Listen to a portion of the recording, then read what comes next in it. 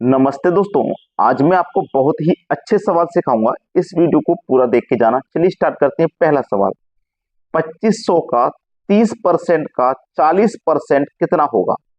ऐसा प्रश्न कभी भी आ जाए तो आपको मात्र 5 सेकंड चाहिए इसको करने के लिए। 2500 लिखना, का मतलब मल्टीप्लाई लिखना, 30% दिया गया तो 30 लिखना, और ये जो परसेंट वाला साइन है इसका मतलब होता है नीचे बटे में 100 लिखना। परसेंट वाले साइन का मतलब है बटे में 100। फिर का है तो का मतलब फिर से मल्टीप्लाई, 40 है 40 लिखिए, और इस परसेंट का मतलब हम क्या लिखेंगे? बटे में 100 लिखेंगे। समझ में आ गया ना? चलिएगा, 2 जीरो से आप ये वाले 2 जीरो कटा देंगे, और ये वाले 2 जीरो से ये वाले 2 जीरो कटा देंगे। ठीक है, 25 गुना 3 से करेंगे तो 75 हो जाएगा, और 75 का गुना 4 से करेंगे तो 300 हो जाएगा। ये आपके सवाल का यहाँ पे सही आंसर हो जाएगा। मैंने क्या कहा था, आप हमारे चैनल पे विजिट करोगे ना तो आपको सभी सवाल आसानी से सीखने को मिलेंगे। अब यहाँ पे बहुत सारे बच्चे हैं लेकिन वीडियो को लाइक नहीं करते हैं। सभी से मेरी रिक्वेस्ट है कि वीडियो को लाइक जरूर कर दें। 300 दिया गया बी ऑप्शन में, ये सवाल का है सही आंसर। अब देखते हैं आगे। अगला सवाल है, 1600 का 20% का 30% कितना होगा? अभी अभी हम एक ऐसा ही सवाल करके आ रहे हैं तो आपको करने में कोई समस्या नहीं आएगी। 1600 लिखना, का मतलब मल्टीप्लाई लिखना, 20 लिखना, और इस परसेंट का मतलब क्या होगा? बटे में 100। का मतलब फिर से मल्टीप्लाई, 30% का मतलब 30 लिखना है, और इस परसेंट का साइन का मतलब है कि बटे में 100 लिखना है। चलिएगा, 2 जीरो से आप ये वाले 2 जीरो काट देंगे, और 2 जीरो से ये वाले 2 जीरो काट देंगे। 16 दूनी 32, 32 का गुना करो 3 से, 32 का गुना करो 3 से तो ये कितना हो जाएगा? 32 का गुना जब 3 से होगा तो ये हो जाएगा 96। ठीक है, 16 दूनी 32, 32 का गुना 3 से करेंगे तो ये हो जाएगा 96। अब यहाँ पे देखोगे 96 किस ऑप्शन में? एक ऑप्शन में, यहाँ पे 96। लेकिन इसके बाद में एक जीरो है, तो क्या यहाँ पे भी हमने कोई जीरो मिसिंग कर दिया है? कोई जीरो हमने यहाँ पे मिसिंग नहीं किया। यहाँ 1600 था, ठीक है।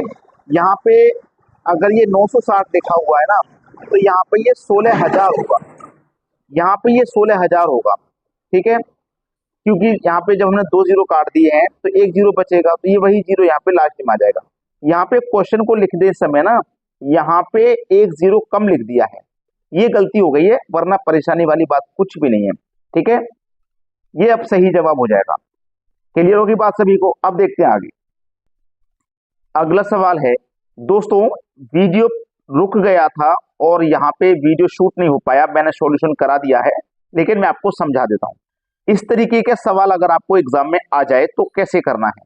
ठीक है, ये जो 600 है ना, ये 600 को ऊपर लिख देना, डिवाइड वाला साइन रहेगा तभी ये ट्रिक काम करेगा। डिवाइड वाला साइन रहेगा, ये 600 को ऊपर लिख देना, और 5 4 5 3 इनको सभी को देखो नीचे लिख देना। मैंने लिख दिया है ना, 5 4 5 3। फिर मैं 5 से कटाऊंगा 600 को तो ये 120 बार में कटेगा। 4 से कटाऊंगा 120 को 30 बार में कटेगा। 5 से कटाऊंगा 30 को 6 बार में कटेगा, और 3 से कटाऊंगा 6 को तो ये 2 बार में कट जाएगा। तो इसका जवाब आ जाएगा हमारा 2। ये आंसर हो गया। अब बिल्कुल यही तरीके से ये वाला सवाल होगा क्योंकि बिल्कुल सेम है। तो इस सवाल का जवाब आप हमको कमेंट में बताओगे क्या आएगा। ठीक है भाई, इस 500 को ऊपर लिख देना, इन सभी संख्याओं को नीचे लिख देना बिल्कुल ऐसे ही, फिर नीचे वाली संख्याओं से ऊपर वाली को कटा देना। ये तो सिंपल है ना, बहुत आसान वे में मैं आपको समझा रहा हूं। अब देखेंगे आगे। अगला सवाल है, यहां पे अगर हमें किसी भी संख्या का गुना 99 से करना हो, किसी भी संख्या का गुना 99 से करना हो, जैसे 46 का गुना 99 से है, 45 65 का गुना 99 से है, तो तरीका सीख लीजिए। जैसे मुझे 46 का गुना 99 से करना है तो मुझे क्या काम करना पड़ेगा? 46 से एक कम संख्या लिखनी है, तो वो एक संख्या कम कितनी हो जाएगी? 45 हो जाएगी।